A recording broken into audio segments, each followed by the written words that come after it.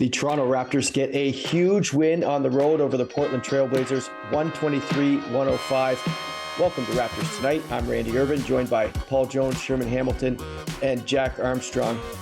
Jonesy, after losing that momentum in the third, you really have to give the Raptors credit for the way they responded in that fourth. They could have easily buckled when things got tight there down the stretch.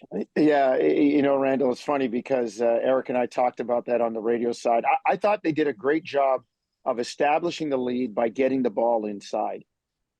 20 of their first 26, I believe, were in the paint. And then they kind of got away from that, and they started playing the Blazers, and they started playing the clock, watching the lead shrink.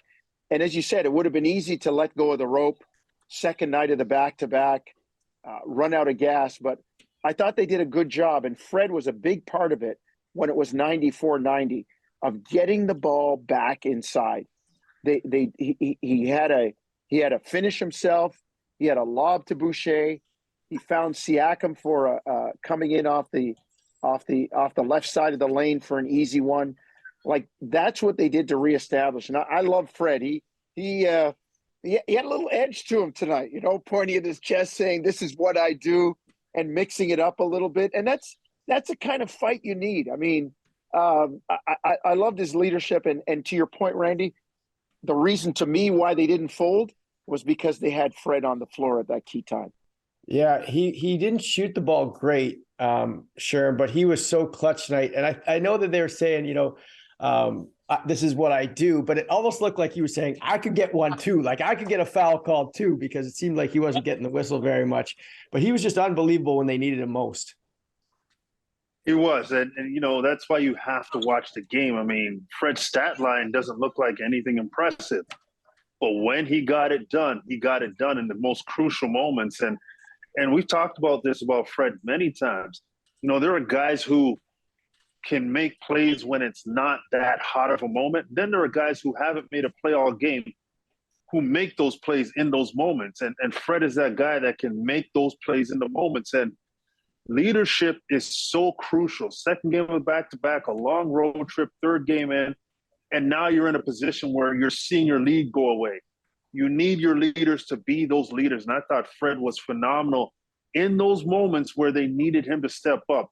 And, it's not like Damian Lillard was not getting it going. He had a pretty good game, but Fred, to me, from a leadership perspective and execution in those moments, he was phenomenal. And I just love the energy, and I love the determination he's playing with. And he's really creating a confidence within this team because they know they've got Fred there who can make plays when it matters. Mm-hmm. Jack, you were there, you're courtside. What impressed you most about the effort tonight? You guys were chatting about Fred. I mean, statistically, he had a beautiful night last night. Tonight, he didn't have a beautiful statistical night, but to Jonesy and Sherman's point, he was a big-time defining piece of the puzzle tonight for the Raptors. So a lot of times stats don't tell the story. A grit and leadership and toughness and making timely plays too. I guess the thing that jumps out at me is definitely Precious Achiuwa. The guy plays incredibly hard. Last night I was hanging out with a buddy of mine from Brooklyn, a guy named Chris Mullen, who's a pretty good player in his own right.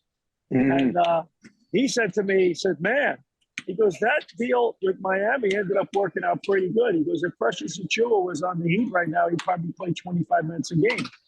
So, he is really, now that he's healthy and he's kind of slowed his game down a little bit, he's been really good.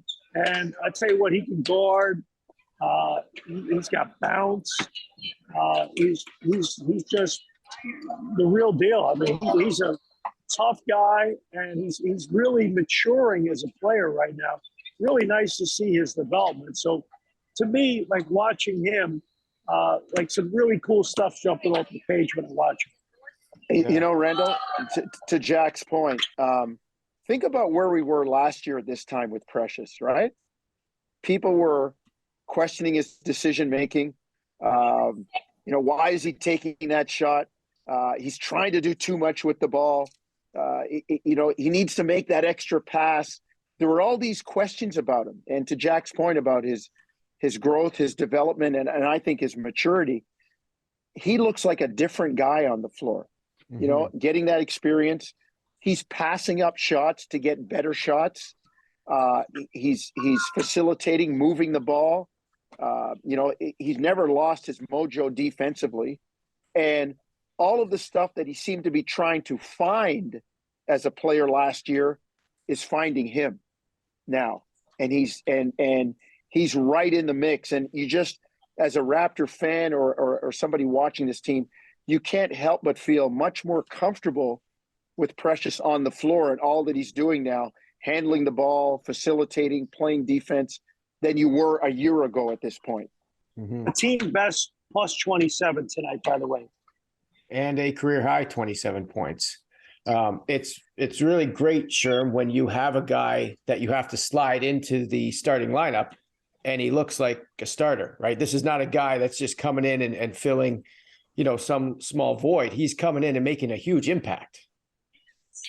Yeah, and a lot of it stems from his energy. You know, he's got a high motor and he can consistently play at a high pace. And he does it on both sides of the basketball. You know, it's not like he's just going out there looking for offense. Defensively, he's very active and involved, does a great job on the glass for this team.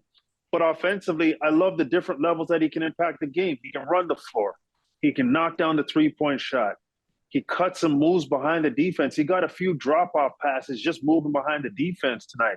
So I just think that his understanding of who he is within how the Raptors play has grown to a level that now he doesn't have to force things. You know, there were stretches last season, as Jonesy was talking about, where we looked at him and we said there were too many stretches where he did things that he shouldn't have done for too long, and the things he should have done needed to be longer. Well, he's completely flipped that script now. The things he should be doing, he's doing it for longer stretches, and there's the odd time where he's kind of playing outside of himself, but now he knows how to rein himself back in and get back on track. So he's been great for the Raptors, and the fact that OG went down, it's great to have a guy with a bit more height that can provide a lot of the things that OG can provide in a bigger frame. Yeah, and Jack, another guy that's been great for the Raptors as we near the end of January, he's been unbelievable all month, is Scottie Barnes. I looked at the numbers in this month, and it's, you know, over 18 points per game, 50% shooting, over 7 rebounds, almost 6 assists. Just what are your thoughts on his play tonight and just this last month? Well, I said it on the air last night. He's got a 2.5 to 1 assist to turnover ratio for a second-year player. Tonight he had 7 assists, no turnovers. Yeah. So he's playing a very efficient game now. He's playing in areas where he has strengths, and he's not going into areas where he's not fully developed yet. And that's okay. And, you know, everybody gets too caught up and whispers in your ear too much about what you don't do well rather than what you do well. And I think when you're a young player, let's get minutes, games, months under your belt and establish your base and establish who you are as a player, and then work around the edges. And, you know, figure out 3 things that you do well and do them well. And what he does well is he's a phenomenal passer, you know, playmaker. He's your classic point forward. Secondly, you can play him around the basket, and he's got an assortment of moves. And thirdly, I think he's playing with a lot more grit and toughness and sticking his nose in there on the glass and sticking his nose in there as a help defender, coming over to change shots. And he's even digging in on the ball. So I'm seeing a lot of really good things from him. Again, you know, we talked about Precious Achiuwa earlier, and it's the same thing. These are young guys. But, you know, there's a lot of discussion around the Raptors about, you know, this guy, that guy, who's going, who's staying, all that. But I tell you what, you see Precious Achiuwa and Scottie Barnes, you got some good young pieces here. And Jonesy, to that point, when you look at, you know, the stretch that they're in, and maybe it's the trade deadline, maybe it's the urgency of needing to get wins, but it feels like they're developing a real chemistry here as a team this last little while. Well, they were healthy, Randall, and that's you know, you got everybody in the lineup. Roles become more acutely defined. People understand when they're going in the game, if they're on the bench, what they're supposed to do. They understand where their shots are coming from. Shore it up defensively. That's the part that I would like to see continue to be consolidated. But yeah, there is some chemistry developing. I mean, they're 2-1 on this trip. And let's face it, they were in that game against Golden State last night right till the very end. So it's one of those things where, and I coaches talk about this all the time, regardless of what the wins and losses say, to your point, Randy, they're getting better. Mm-hmm. And then there's going to be an inflection point where all of a sudden, bang, you reel off maybe 3, 4, 5 wins in a row because all this improvement has come together at the right time. Mm-hmm. Sure. Not to take away from the end of the game, but the beginning of the game is where things can really make a difference. And I thought the Raptors were so relentless attacking the paint. I thought that just really set the tone for how the game went on.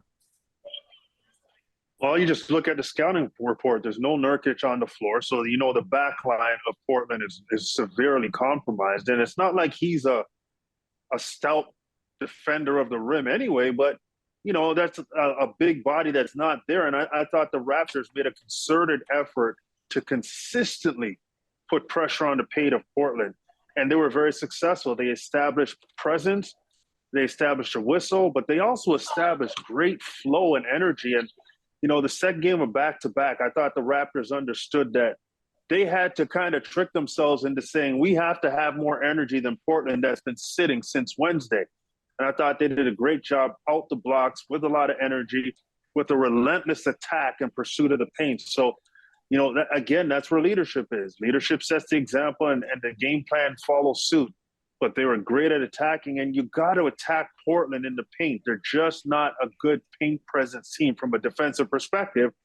You attack that weakness, and they establish themselves very early in the game. Don't discount the fact, one bit, that the crowd played a factor in this. The crowd played a huge factor in this. From leaving the hotel this afternoon, where it was a mob scene coming out of the hotel, to coming to the arena, and everywhere you went, there were Raptor fans, and the players all took note of that. And it was amazing. At the end of the game, when the Raptors were up and Nick Nurse put all the subs in, all the starters stood up and they were pointing at the fans in all the different sections and thanking them. Mm-hmm. So, because I said it on the air last night, hey, man, this is a tough back-to-back. To Sherman's point, how Portland was sitting here, you needed some jolt to get you going. And hey, what do I got to play for on a Saturday night? I'm in Portland, Oregon on a back-to-back. What am I doing here? And the fans, because it's a weekend game and everyone can come down from Vancouver and the Pacific Northwest, man, it was amazing here tonight. And the fans played a big part in it. I thought the players loved it and enjoyed it and fed off of it. And I really was impressed by how they were cognizant of it and had fun with it. Mm-hmm. Well, and to your point, Jack, just quickly, Randy, before we go, Sherman and I mean, we've all done games there. And from a radio standpoint, Sherman and I have a little spot where they put you up there. You're standing. The atmosphere. Portland is one of the great NBA cities. They're a small market, but they love their Blazers. The crowd is knowledgeable. They get into the game. Even the way they treat us as broadcast people. The radio booth is its own booth. You can stand. They've got bins for snacks. It's a great atmosphere for a really game. Is. Yeah. And I could feel that tonight, even from the other side of the country. Yeah, I'll get you guys out on this. I know, Jack, you got to catch a flight. Do you know who the largest recorded vertical jump in the NBA history is from? No. Shaedon Sharpe, 49 inches. Wow. He was out there tonight. 49 inches. 49 inches. Number 2. I've seen video of Randy Urban back at the UT. Yeah. It's about 38 inches. But thank you, Jack. They measured it. Jack, they measured Randy's with the Saturday paper, didn't they? You know who's number 2 or who's number 2? No. Michael Jordan, 48. So pretty good company. Little trivia for you guys. All right, different players. Yeah. Yeah, I'd say so. I agree with Sherman on that one. All And I three of can't us. believe I even mentioned you, Randy. Hey, I appreciate you, Jack. Extra wings for you when you get back. All right, next game for the Raptors. Next game for the Raptors Monday against the Phoenix Suns. Tip-off goes at 9 p.m. Eastern. And after the game, be sure to catch Raptors Tonight on Raptors YouTube and NBA TV Canada. Thank you for watching. We'll see you next time.